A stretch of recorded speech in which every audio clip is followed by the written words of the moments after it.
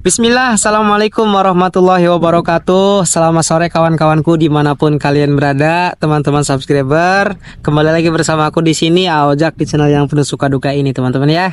Jadi hari ini aku mau ngucapin selamat menunaikan ibadah puasa teruntuk saudara-saudara Muslim di seluruh penjuru dunia, khususnya teman-teman Muslim yang ada di Indonesia ya. Jadi alhamdulillah kita bisa bertemu kembali di Ramadan tahun ini, teman-teman ya. Selamat menjalankan ibadah puasa bagi teman-teman yang menjalankannya tentunya. Dan alhamdulillah teman-teman, ini menjadi Ramadan ketiga aku di Jepang.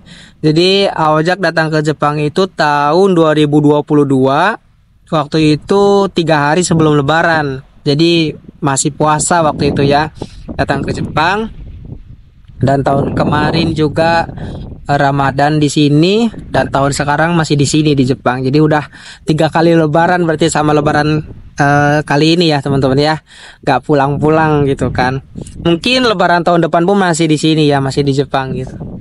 Karena kontrak kerjanya 3 tahun sampai Lebaran tahun depan. Setelah Lebaran baru pulang ke Indonesia. Alhamdulillah teman-teman, hari ini pun masih bisa puasa ya di sini di Jepang. Ini dalam rangka bari ngabuburit sebenarnya gitu, karena pulang kerja 4:30, nanti buka puasanya 6:30, masih lama teman-teman ya. Jadi aku mau ngajakin teman-teman jalan-jalan sambil ngobrol di sepeda, sambil kita ngebahas tentang Ramadan di Jepang, puasa di Jepang seperti apa.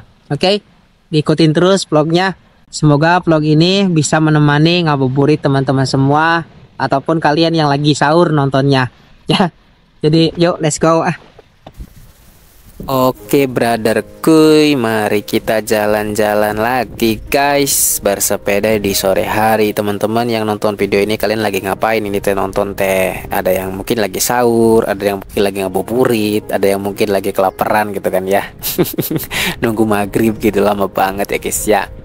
Ya kita sambil ngobrol-ngobrol teman-teman ya, nemenin aku pulang gitu kan. Sengaja aku ini lewat jalur selatan teman-teman, biar apa kalian juga nggak bosen lewat jalur yang biasanya gitu kan. Kita nanti lewat pesawahan-pesawahan gitu guys, jalannya mantap pokoknya mah. Tapi ya tetap aja nanti ketemu-temunya jalan biasa, yang jalan arah pulang ya teman-teman. Gitu. Nah di sini aku ketemu sama anak-anak SD baru pulang teman-teman. Anak-anak SD tuh mereka nggak memiliki seragam ya. Jadi kalau di SD di Jepang tuh nggak pakai seragam. Nanti pas punya seragamnya tuh pas udah ke SMP biasanya kayak gitu. Nah aku sering banget bikin konten-konten tentang Ramadan gini, ngebahas tentang puasa, tentang ya gitulah setiap tahun pasti ya gitu. Pasti ada yang nanyain, Bang Ojak, di Jepang boleh puasa enggak sih? Di Jepang boleh ibadah enggak sih? Di Jepang boleh sholat enggak sih? Gitu kan. Pertanyaan-pertanyaan seperti itulah.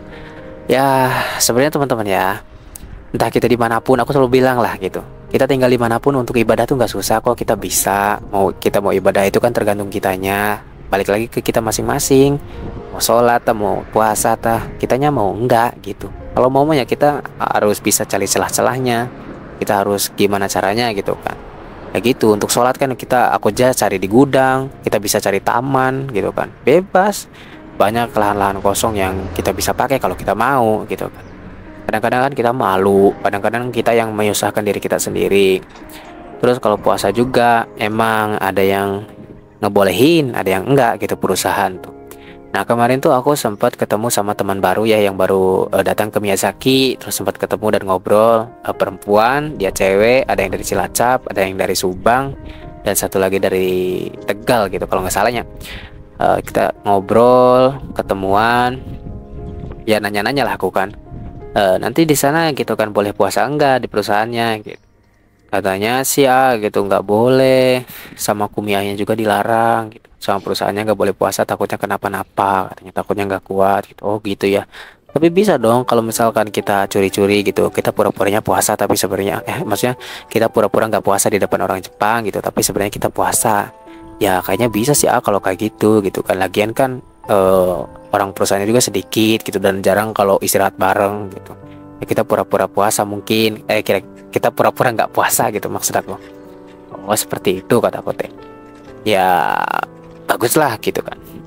Nah berbeda dengan di perusahaan aku teman-teman. Kalau di perusahaan aku tuh orang Jepangnya tuh lebih ke bodo amat gitu. Yang penting lu kalau mau puasa yang penting lu kuat gitu, jangan sampai lu sakit, lu pingsan atau gimana, mungkin kayak gitu ya secara kasarnya. Dan di orang perusahaan di aku tuh lebih kayak apa ya, mereka baik-baik lah istilahnya gitu. Kalau misalkan kita udah mulai puasa nih gitu kan, dia kadang-kadang suka ngeceng-ngecengin, kayak sengajain gitu kan, minum di depan kita. Kadang-kadang gimana sih orang-orang yang ngeledek gitu kan, biar kita batal puasanya gitu. Ini enak loh, makan ini enak loh, kayak gitu. Tapi mereka nyemangatin juga, mereka salut gitu kan. Kamu hebat ya gitu kan, sambil kerja terus puasa juga kuat gitu. Hebat, nggak lapar gitu. Nggak sakit atau gimana gitu. Ya enggak, mungkin karena kita udah biasa gitu dari kecil puasa kayak gitu. Dan ada cerita menarik juga teman-teman di hari pertama ini ya. Jadi entah apa gitu, nggak ada angin, nggak ada hujan. Aku kan kerja sama Moria Masang. Nah Moria Masang itu pagi-pagi dia tiba-tiba ngasih sekepal nasi goreng gitu kan, kayak onigiri lah bentuknya, buatan istrinya. Tiba-tiba dia pagi-pagi ketemu aku, kamu puasa kan hari ini? Puasa gitu kan, nih buat kamu, katanya gitu. Enak loh ini gitu, sengaja dia guys pagi-pagi ngasih itu, kataku teh. Astagfirullahaladzim gitu kan, ini aku jadi malah lapar ini pagi-pagi gitu kan. Ya sengaja biar kamu lapar katanya. Kalau mau makan makan aja loh gitu kan. Iyo iyo tabete iyo kata dia gitu. Sok aja kalau mau makan mah gitu. Enggak lah nanti sore. Ya udah buat sore nih tuh makan ya gitu. Nanti dipanasin dulu ya kata dia. Baik guys, jadi benar-benar support lah, ngedukung gitu. Seru, benar-benar seru lah. Jadi mereka saling menghargai itu benar-benar asik dan benar-benar luar biasa gitu kan toleransinya. Jadi nggak semuanya loh gitu kan, di Jepang tuh dilarang ini dilarang itu. Sebenarnya orang-orang Jepang ngelarang tuh karena takut kita sakit, takut kita jatuh pingsan kayak gitu doang. Takutnya kan kalau kita sakit dan lain sebagainya ngerepotin, kerjaan jadi nggak beres kayak gitu. Sebenarnya mah selagi kitanya benar-benar kuat, selagi kitanya benar-benar sehat gitu, ya insya Allah jalan aja santai gitu, benar-benar dibolehin lah. Nah kadang-kadang kita ini udah sama kita minta puasa, pengen puasa, kitanya sakit, lemah dikit, lemes dikit, ngeluh ya kan. Itu yang bikin kayak orang perusahaan tuh ke kita jadi ya nggak boleh ini nggak boleh itu gitu. Kadang-kadang kita banyak keluh gitu, ngeluh capek lah, ngeluh jadi ini sakit gitu guys. Jadi makanya kita sebagai umat muslim yang minoritas di Jepang ya, kita tunjukkan bahwasanya dengan kita beribadah, dengan kita seperti ini gitu, kita bukan malah jadi lemah tapi kita jadi lebih kuat gitu. Tunjukin semangatnya. Aku seperti itu guys, meskipun hari ini puasa nih, meskipun kita hari ini puasa, tapi nggak boleh ngeluh kayak capek ya hari ini, nggak ini lapar karena aku puasa. Jadi nggak boleh jadi alasan tuh kayak gitu maksud aku ya. Jadi kita bener-bener kayak nunjukin tetap semangat meskipun kita puasa. Sampai orang Jepangnya pun heran, ini orang padahal nggak makan, ini orang padahal nggak minum, tapi kok kamu kuat ya, kok kamu ceria terus, kok kamu senang terus gitu, kok kamu kerjanya bener lah gitu. Jadi enak tuh, sama-sama enak gitu. Oh, seperti ini ya gitu orang-orang muslim, oh seperti ini ya orang-orang Islam gitu. Jadi kita tunjukin hal-hal baiknya, jangan banyak ngeluh, kerjanya jangan banyak bilang capek lah, sedikit-sedikit capek, sedikit-sedikit lemes, sedikit-sedikit apa. Seperti itu mungkin ya gitu. Ya buat teman-teman semua yang nanti kalian bekerja di Jepang, kalian gak usah takut gak bisa ibadah, gak bisa apa. Yang penting mah diri kalian ya, mau atau enggak gitu.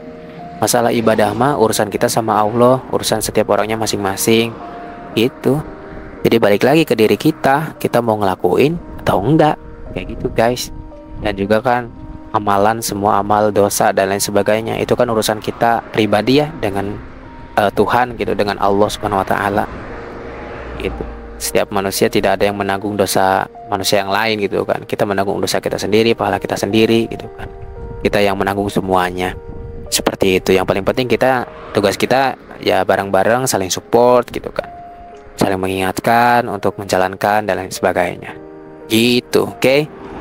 Ini kita berjalan sudah 10 menit teman-teman. Perjalanan sampai rumah mungkin sekitar ya 15 atau 20, karena mungkin ini muter-muter jalannya ya. Jadi aku muter ke selatan dulu ya, mungkin agak lama teman-teman. Gitu, tapi ini videonya juga aku potong-potong jadi nggak semuanya sih. Karena kalau misalkan aku labasin terus mungkin ada 30 menit lebih guys. Ini bener-bener masih sore banget ya, jam 5 ya, jam 5an mungkin ini ya. Tadi aku start dari 4.20 terus aku keluar kan. Jadi aku nggak bisa sambil ngabuburit gini guys tuh. sambil jalan-jalan. Cuacanya juga sekarang udah mulai membaik teman-teman, jadi nggak begitu dingin, jadi nggak pakai jaket pun ini nggak, ya udah mulai aman lah gitu. Jadi banyak teman-teman juga yang nanya, Bang Ojak itu kan ada salju nggak di Miyazaki, ada salju nggak, ada salju nggak? Nggak ada guys ya, di Miyazaki itu nggak pernah turun salju, itu cuman kebagian dinginnya doang. Jadi di sini mah dingin mah kebagian, saljunya mah enggak gitu. Dinginnya mah guys, nusuk-nusuk sampai ini tulang, beneran, aku nggak bohong. Aku orang yang kayak sok-sokan lah ya, datang ke Jepang, segini doang dinginnya, segini doang dinginnya, nggak dingin ya, nggak dingin gitu kan. Aku tidak pernah merasakan dingin. Aku selalu bilang ke senior-senior aku gitu, nanti kau kalau misalkan bulan 11 Jak pasti ngerasain dingin. Terus aku jawab, aku tidak akan pernah merasakan dingin, aku orang yang kuat. Aku bercandanya gitu. Pas musim dingin, aduh dingin ya hari ini, kayak gitu. Jadi ya begitulah guys lah diriku ya, yang kadang sok-sokan juga gitu kan, padahal ya seperti itu. Kemarin itu guys ya, aku juga lewat sini sebenarnya, nggak kemarin ya, seminggu lalu gitu, lewat sini kayak ada yang manggil gitu, cewek, kayaknya orang Indonesia atau kayak orang Indonesia gitu, kiu kiu kiu kiu kayak gitu ya. Kata-kata halo halo gitu, aku tuh ya, aku takutnya orang mana gitu kan, tapi aku gak berhenti guys, kayaknya ada orang Indonesia tinggal sekitaran situ juga gitu kan. Nah, biasa kalau ke perusahaan aku ke kiri ya, nanjak ke atas gitu kan. Nah, ini kita pulang jadi ke kanan. Di depan sini juga ada warung makan terkenal guys. Ini udong ya, namanya tuh ada pelangnya tuh udong Daikichi. Jadi ini bener-bener udong yang paling terkenal mungkin di daerah sini. Jarang juga sih ada restoran-restoran di sekitaran sini ya. Jadi ya paling 1-2 gitu kan. Dan jaraknya juga jauh teman-teman, dan bukanya juga nggak setiap waktu gitu, di batas gitu. Ada yang bukanya dari jam, nah ini kalau yang ini ya bukanya dari jam 5 sampai jam 8 malam tuh udah habis. Terus buka lagi nanti misalkan siangnya tuh jam 12 sampai jam 2 jam doang. Enggak deh, jam 11 sampai jam 2 gitu, 3 jam guys, biasanya seperti itu. Nah ini guys, seperti ini jalanannya juga kalau pulang. Ini di pedesaan ya, jadi di kampung. Oh iya ya, jadi masalah kampung, masalah desa teman-teman. Jadi gini nih, banyakannya ya Jisusei, banyakannya Kensusei gitu, anak-anak magang yang kerja di Jepang itu rata-rata ditinggalinya di desa, di pelosok gitu kan, di desa-desa terkecil, di desa terpencil. Meskipun provinsinya mah provinsi besar, misal kalian tinggalnya di prefektur, di Kyoto, di Osaka, itu kan provinsi besar ya gitu kan. Tapi ya tetap aja gitu ya, meskipun provinsi besar ya ada kampungnya juga ya kan, ada pelosok-pelosoknya juga. Contoh lah provinsi Jawa Barat. Jawa Barat kan ada banyak tuh, ada Bandung, Sukabumi, Sumedang gitu. Terus Jawa Timur misalkan ada apa, Ngawi, ada Surabaya, ada Malang gitu kan. Itu tetap aja pelosoknya mah ada ya kan, kotanya ada, pelosoknya ada, seperti itu. Nah di sini juga aku tinggal di Sadowara, di Miyazaki. Ya kebetulan aja apartemennya di pekampungan, di desa gitu. Tapi ya kotanya ada gitu teman-teman. Tapi ya sebenarnya mah enak tinggal di desa kayak gini sih, sepi gitu kan. Jarang ada polisi juga. Kalau di kota tuh banyak polisi guys. Jadi kayak kita berkendara harus ini, harus itulah, ribet gitu kan. Kadang-kadang banyak aturan lah. Dan kan kalian harus juga tahu ya, jadi bersepeda juga ada aturannya. Kita harus pakai helm, kita jangan dengerin musik pakai headset, nggak boleh sebenarnya, itu bisa diberhentiin sama polisi. Tapi ya gimana lagi ya, karena kalau di kampung gini mah ya kita curi-curi aja gitu guys. Kadang ada yang pakai headset juga, orang Jepangnya juga gitu. Gitu guys. Jadi sama kayak di Indonesia lah, kalau di kota-kota mungkin ada tilang-tilang menilang, polisinya kan banyak yang berjaga ya. Kalau di kampung-kampung nggak ada gitu. Kayak aku juga pernah naik mobil pick up sama Maria Masang. Naiknya itu di belakang guys, kayak mobil kol buntung gitu ya. Jadi kita naiknya di belakang gitu. Sebenarnya di Jepang tuh nggak boleh kita naik mobil pick up di belakang gitu. Itu cuma kayak buat barang-barang dan sebagainya, manusia tuh nggak boleh naik gitu. Tapi kataku tuh emang ini boleh manusia gitu kan. Boleh aja kan, kita di kampung gitu, nggak ada polisi ini gitu kan. Nanti kalau ada polisi nunduk. Jadi kadang seru juga, orang Jepang tuh nggak bener-bener taat banget sama aturan juga guys gitu. Bahkan ya aku diajarin untuk jangan terlalu lurus gitu hidup mah gitu. Hidup tuh harus ada berbelok-beloknya juga. Kalau kita hidup lurus-lurus terus katanya nggak asik, nggak menarik gitu. Kita tuh kadang-kadang harus belok, kita kadang-kadang harus salah juga. Kita kadang-kadang juga ya gitulah. Itu yang benar-benar diajarin sama orang Jepang ya. Mungkin kalau diajarin sama orang Barat atau Amerika dan lain sebagainya gitu kan, itu kan kita harus benar-benar disiplin, taat aturan, taat ini, taat itu. Di Jepang itu ya nggak harus seperti itu juga katanya gitu. Gak harus lurus-lurus banget. Hidup mah biar lebih asik, seru. Itu sih, itu filosofinya Mario Masang ya. Kita nggak harus percaya juga. Kita nggak harus, oh iya ya harus seperti ini. Enggak guys. Paling ya lo lurus-lurus aja gitu. Yang mau belok-belok, santai ya kan. Nah ini guys, nah ini sebelah kanan ini ada tukang cukur, tempat cukur tapi lega mahal tuh 3.000 yenan guys, 300.000 sekali cukur ya di situ. Aku nggak pernah, males banget 300.000 cukur situ. Sebelah kiri ini ada Japan Pos buat kirim pos dan lain sebagainya lah. Sebelah kanan di sini juga ada laundry. Ya begini lah guys lah. Jalanan tuh kayak serasa milik kita sendiri kalau di Jepang. Jadi nyantai weh gitu kayak nggak ada orang. Kalau di Indo mungkin kan banyak motor serbat-serbat ya. Apalagi sekarang di bulan puasa di Indonesia, motor jam 3, anak bocil, orang tua udah berebut cari takjil ya kan, udah berebut gitu kan. Jalanan tuh udah ngengong gitu kan. Karena nalpotnya juga tuh sendiri ya. Ada yang nalpot bobokan, yang rob gitu kan. Ada yang prek, banyak lah gitu ya. Aku juga motor Supra aku itu. Ya aduh, aku pakai nalpot teman-teman namanya teh, yang murah lah ya, KW gitu kan, beli 90.000 waktu itu di Shopee atau di mana gitu. Udah pasang kan suaranya tuh sampai bapakku sama mamaku tuh marah gitu kan ya. Mama bapak tuh kadang sering marah-marahin anak-anak yang pakai knalpot berisik gitu kan. Sekarang malah anak mama sama gitu yang pakai knalpot berisik gitu kan. Gimana ini maksudnya gitu. Tapi aku teh nggak apa-apa lah gitu, seru-seruan gitu, biar nggak sepi gitu kan kampung. Aku gitu guys. Kayak gimana ya, seru ya.